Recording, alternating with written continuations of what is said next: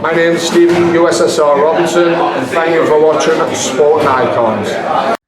So yesterday, or 21 hours ago, of me recording this particular video, I did a poll here on YouTube on the community section asking that if the style that Tyson Fury used against Deontay Wilder, is it really advisable? Would it work against Anthony Joshua? And most of you said that wouldn't work against Anthony Joshua because Anthony Joshua would counterpunch him, pretty much knock him out. Now, I don't know whether or not that would happen. I have no idea. But I can agree that that style that Tyson Fury used against Deontay Wilder in the rematch, I don't believe, in my opinion at least, it would work against Anthony Joshua. When you look at Wilder and you look at Joshua, they're two polar opposites. Wilder, he's quite happy to lose round after round, which is something Joshua doesn't do. Something like Tyson Fury doesn't do either. Again, unless Fury and Joshua hit the deck in any particular round, they don't really lose rounds. The odd one will slip through the net, of course, but they don't lose rounds. So again, that's going to add that extra dimension to this fight, where neither one of these guys give up a round. Okay, so it's going to be very interesting. Anyway, back onto the point. So Deontay Wilder, he will give up rounds. Deontay Wilder, he does get bounced around a lot. Deontay Wilder is not a good inside fighter. He's not very strong. His legs are too thin. Fury could lean all over him, sap his energy just by leaning on him, grab him in a headlock, throw him around like a rag doll. Wilder can't fight on the inside. He doesn't know how to do it. Wilder is very good at waiting for the opening and the opportunity to land the big right hand. That's always his get out of jail free card. Anthony Joshua is very good on the inside. We know against Andy Ruiz Jr. the first time round, he got caught. Many boxers do, okay? When you're fighting on the inside, both fighters are at risk of getting caught, and he got caught in that particular one. But Joshua is very, very good on the inside. Joshua will throw the uppercuts. Joshua is stronger than Deontay Wilder. Maybe stronger than Fury. Maybe, I don't know. He's got faster hands. He's heavy hand with both as well, okay? So that's why I did the poll, because what kind of style is Fury going to bring? I don't believe he's going to bring the same style that he fought Deontay Wilder in. There's going to be moments in that fight where he will utilise that, especially if Joshua starts to get tired or if he gets hurt, then you'll see that style come out of Fury. But I think Fury is probably going to use what he done against Vladimir Klitschko, what he done against Deontay Wilder the first time. Move around. Go against the ropes. Slip the shots. Pivot the shoulder. Move the hips. That's what he does. If Fury doesn't want to get hit, Fury doesn't get hit. If he's in full defensive mode, it's very, very difficult to land a clean shot on him. Very, very difficult. So what do? What kind of sparring partners do you bring in? What kind of trainers do you bring in to train against that kind of opponent? Well, would it be arguable to say that Tyson Fury, when he's in his full defensive mode, is the heavyweight version of Floyd Money Mayweather? The shoulder rolling against the ropes, the counter punching, the movement. Very, very similar. And for a heavyweight to do what Floyd Mayweather does, like a Tyson Fury at times, is very, very impressive. Very impressive.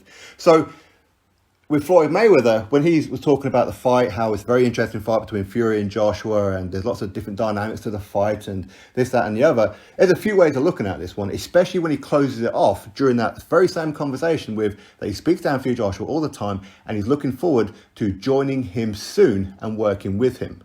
So he's going to be joining his camp.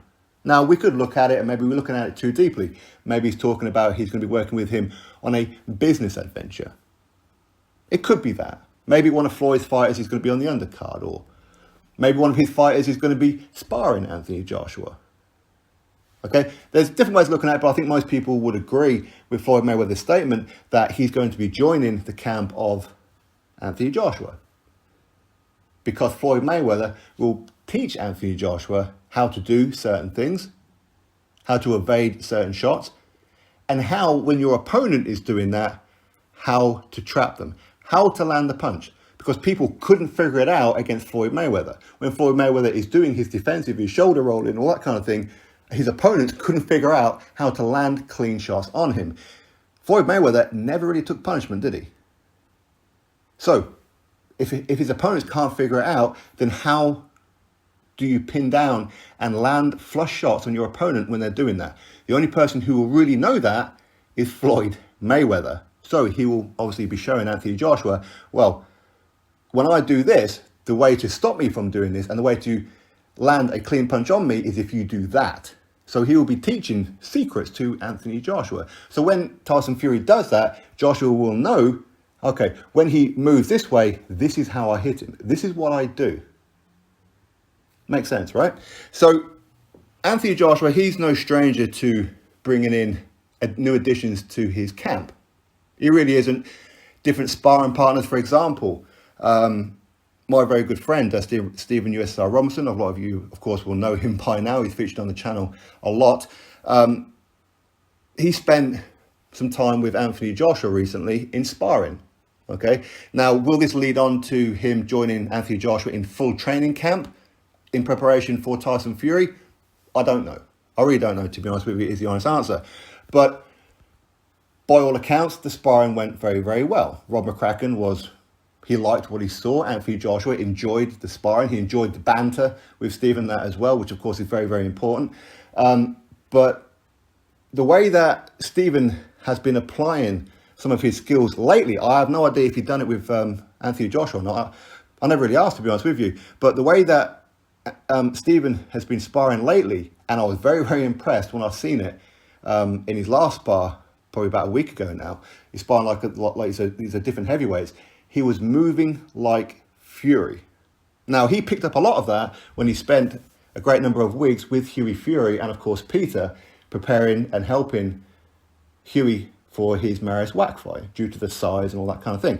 So Peter was showing him certain things that you don't have to rely on the big punch to get the win the rounds. You don't have to be busy every second of the round. You have to move. You have to use your height, your reach. Use it. And of course, he was showing Stephen these certain tricks. So Stephen was actually putting it in full practice the last time that I watched him spar. Now, usually I'm recording Stephen sparring, okay? But on this particular occasion, I didn't. And I wished that I did. I really wish I did, because I'm looking at it and I said to his trainer, manager, Mark Lozelle, I was like, what the hell? That's like watching Tyson Fury. He's like, yep, I know. So that's obviously if, of course, he does get the call to say, right, okay, you're going to be joining me in Sheffield or down at London from Anthony Joshua for the camp, then he's going to be bringing that with him. Maybe Anthony Joshua knows about it because he was doing it with Anthony Joshua in sparring. I don't know. I wasn't at that spar, unfortunately, right? So the point is, and I know I went a little bit off track there, just talking about my friend, but the point is, Joshua, he likes to bring in different sparring partners. He likes to bring in different people. Of course, Rob McCracken, he will make the final decision as to who comes in. Rob McCracken will be the tactician for this fight. So him bringing in Floyd Mayweather, maybe that was Rob McCracken's idea. I think it could be a very, very interesting move. It's not a guaranteed success by bringing in Floyd Mayweather to say, okay, so now Joshua knows the secrets of how to stop somebody moving the way that Floyd Mayweather does, and of course Tyson Fury does. That doesn't mean on fight night he's going to do that. It doesn't mean that Tyson Fury is going to be doing that on fight night. Maybe he's going to be going full Crunk style. Maybe he's just going to put it straight on him in the first round or two and quite literally try to stop him in the first 2 or 3 rounds as Tyson Fury predicts. Maybe. You never know with Tyson Fury. You don't know. You really don't know. A lot of people said that he weren't going to do that against Wilder. He did do that. And it was wonderful to watch him fight that way. Absolutely wonderful. Because again, let's be honest, Fury, he's an elite boxer. If he don't want you hitting him, you ain't hitting him. The way that he moves, the way that he showboats, the hands behind the back, the sticking out the tongue, the permanent talking to his opponent, it's entertaining, but it can get a little monotonous. He's 6'9", he's a big guy. He can punch very, very hard if he plants his feet and goes for it. And a lot of people have been waiting for him to do that, saying, yeah, but Fury, he's not very good to watch and it's boring. It's going to be another 12-round ball fest and whatever else. But a lot of that is because Fury chooses to do that against his opponent. He chooses to do that. It's boxing. It's not necessarily a fight. Of course it is a fight, but it's boxing first. You win the rounds. Fury, don't lose rounds. Anthony Joshua, don't lose rounds. As I said before, unless they're both hitting the deck, they just don't lose rounds. Okay, so it's got a hell of a lot of dynamic to it, and I think bringing in Floyd Mayweather is good. As I said before, I think that Floyd Mayweather, while he is self-absorbed, he will take a lot of the pressure, a lot of the media from Anthony Joshua onto himself. So Joshua can just concentrate and do what he has to do in the ring. Floyd Mayweather will argue with Sugar Hill. He will argue with Tyson Fury. As much as he likes Tyson Fury, of course, these guys have met and everything, but he's going to be Team Joshua. He will take a lot of that emphasis off Anthony Joshua onto himself. And Floyd Mayweather is quite happy to swim with the sharks. That's what he does. So from many different ways, it's a excellent move for Anthony Joshua, if of course he does that. But of course, Joshua, it's one thing learning that and watching it from Floyd Mayweather and taking the advice. You've got to practice it. Who do you practice it on? Well, you practice it on sparring partners who do very, very similar things, or who can do things that Tyson Fury does. We're not just talking about the height. The height's really not that important. Of course, it is important. I think Joshua, he will be bringing in some big guys, of course, but you need ones who's going to move. There's no point in bringing in, say, Marius Wack. Marius Wack is as static as they come at times. You need somebody who can move. So again, we'll all find out in time, or maybe we won't find out who it is that he's going to be sparring, who it is that Floyd Mayweather, of course, he's going to be showing some of the sparring partners. So if my good friend Stephen Robinson goes down there and he is going to be part of Joshua's camp, if, of course, then what, take some advice from Floyd Mayweather? Come on now, that'd be brilliant, wouldn't it? Absolutely phenomenal. So anyway, we'll have to wait and find out for sure if Floyd Mayweather is going to be joining his camp, or is it just simply a business move that he's talking about, a business adventure? I think he's probably going to be joining his camp, isn't he? Anyway, drop your thoughts below, click thumbs up, subscribe, catch you on the next video.